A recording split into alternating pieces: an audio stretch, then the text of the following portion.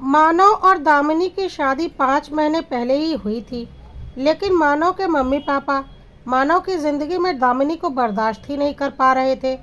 वह अभी तक मानव को सिर्फ और सिर्फ अपना बेटा समझते थे।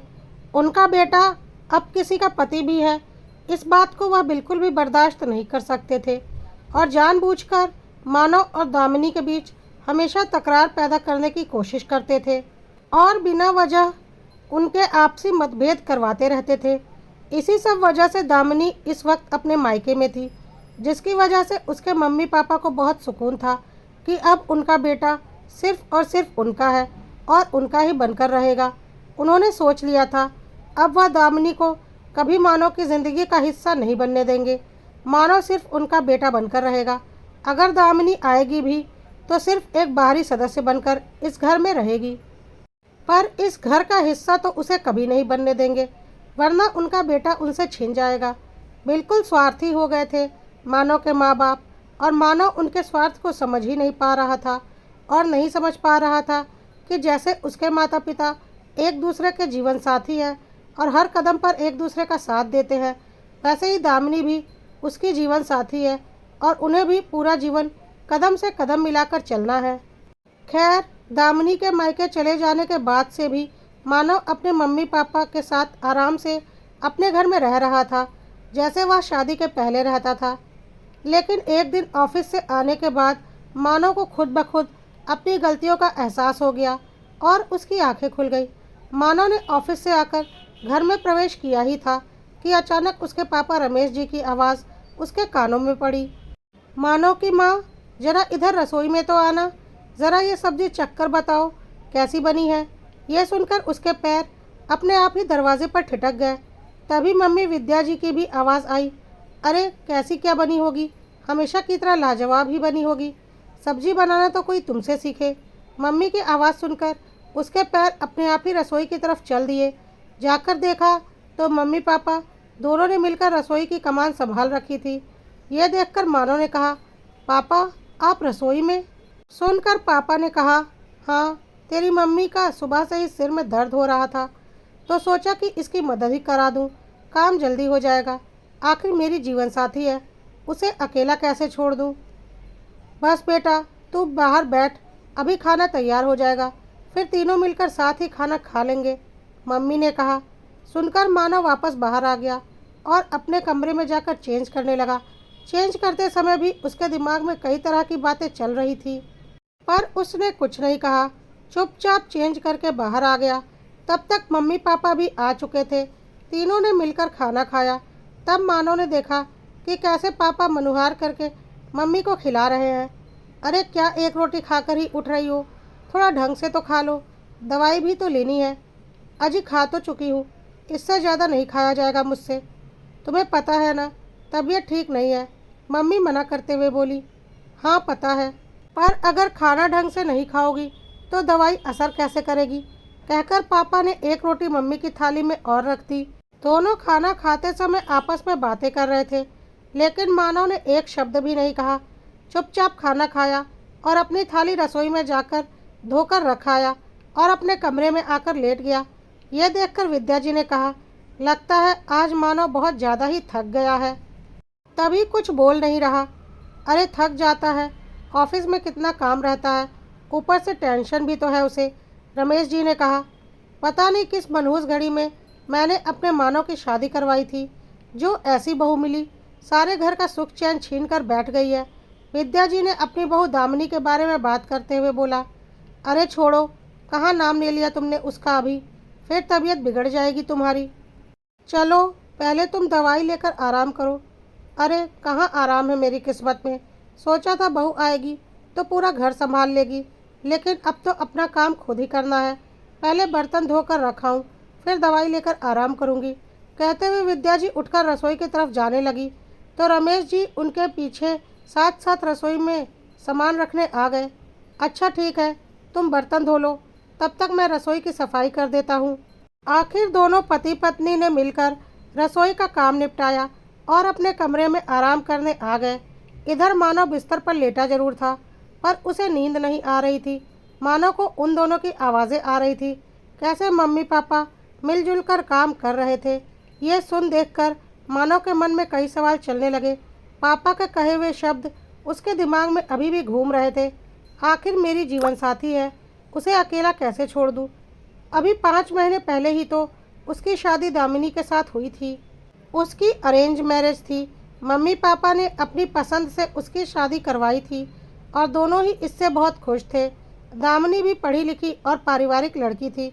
आते ही उसने घर की पूरी जिम्मेदारी उठा ली थी। लेकिन अब धीरे धीरे मम्मी पापा छोटी छोटी बातों पर नाराज़ होने लगे थे।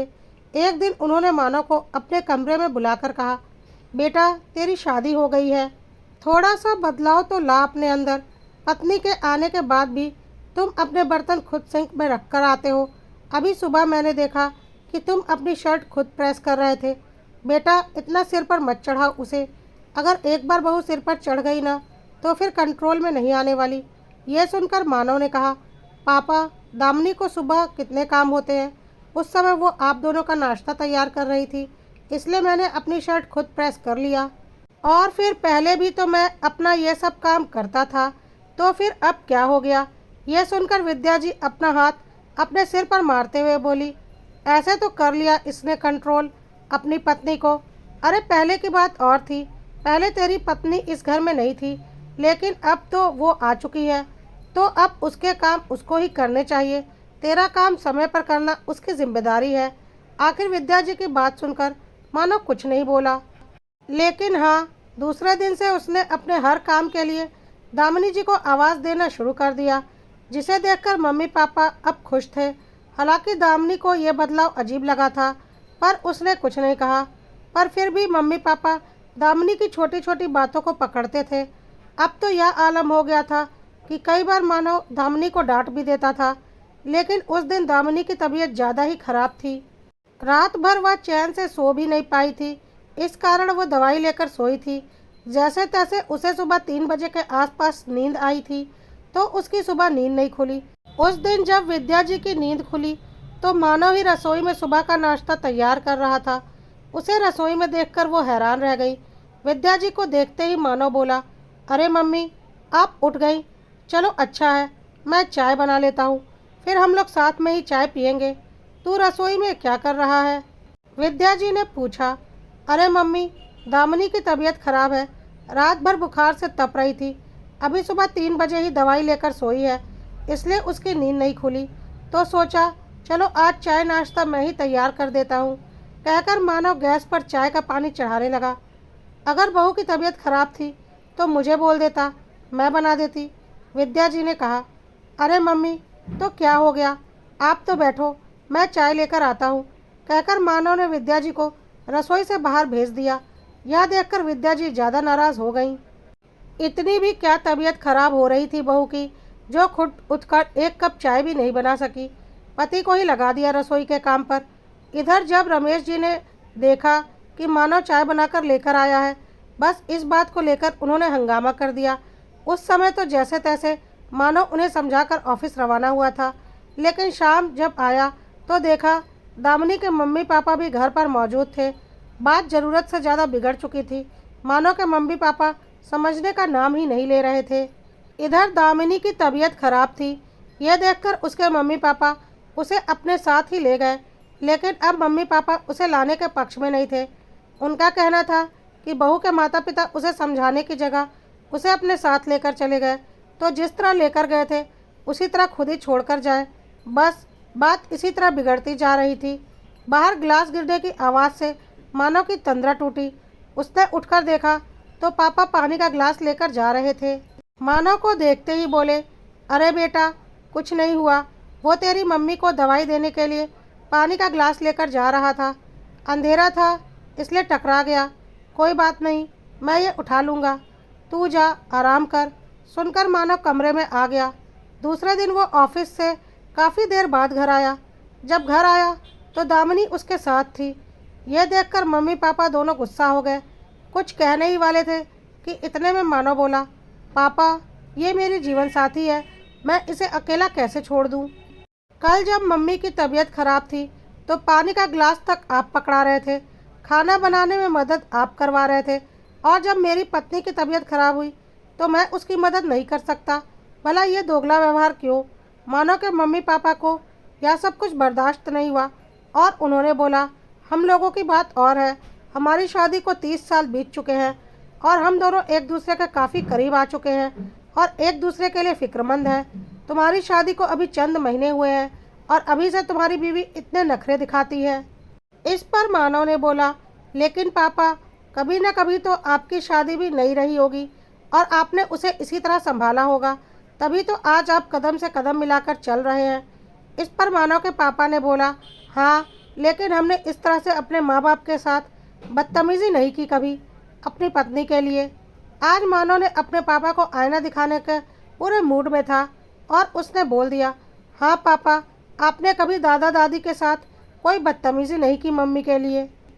बस गुस्से में एक बार आपने दादाजी को धक्का जरूर मार दिया था क्योंकि मम्मी के सिर में दर्द हो रहा था और वह मम्मी को चाय बनाने के लिए जोर डाल रहे थे। वह भी इसलिए क्योंकि वह काफ़ी बूढ़े हो गए थे और उन्हें कम सुनाई देता था, तो वह सुन नहीं पा रहे थे कि मम्मी के सिर में दर्द है। सुनकर मानव के पापा चुप हो गए क्योंकि मानव ने आज उन्हें आईना दिखा दिया था। लेकिन मानव की मम्मी भड़क उठी और बोली, क्या बकवास कर रहा है? शर्म नहीं आती अपनी बीवी के सामने अपने माँ बाप की बुराई करते? मानव ने बोला, बिल्कुल नहीं आती, बल्कि यह सब कुछ तो मैंने आप लोगों से ही सीखा है।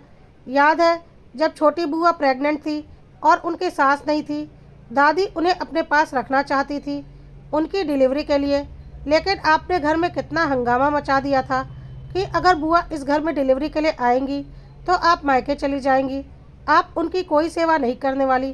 ठेका नहीं ले रखा है आपने दादी के बच्चों का।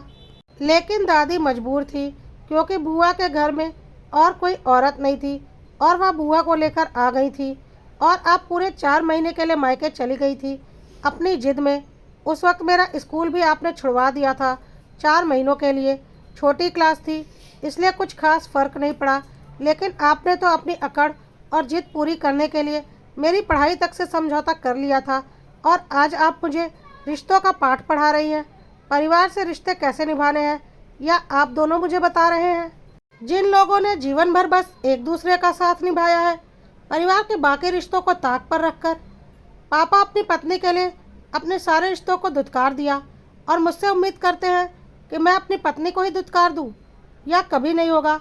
कभी नहीं मतलब कभी नहीं। अगर आपको मेरी पत्नी से इतनी ही दिक्कत है तो मैं अपनी पत्नी को लेकर अभी और इसी वक्त यह घर छोड़कर चला जाता हूँ, पर इसका साथ तो मैं कभी नहीं छोड़ूंगा। जैसे आप दोनों एक दूसरे का साथ निभा रहे हैं, वैसे ही मैं भी इसका जीवन भर साथ निभाऊंगा।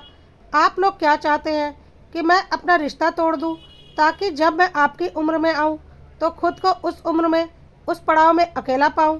कितने स्वार्थी हो गए हैं पापा मम्मी आप दोनों, और अपने स्वार्थ में अपने बेटे का ही घर तोड़ना चाहते हैं। अगर आज मैं आप लोगों का साथ छोड़कर चला भी गया तो आप दोनों एक दूसरे का साथ निभाने के लिए हैं, पर अगर आप लोगों की बातों में मैं आ गया तो मैं जीवन भर अकेला रहूँगा। क्योंकि एक बहुत बड़ी सच्चाई है कि उम्र भर साथ बस जीवन साथी ही निभाते हैं, ना ही माँ बाप और ना ही औलाद और ना ही भाई बहन।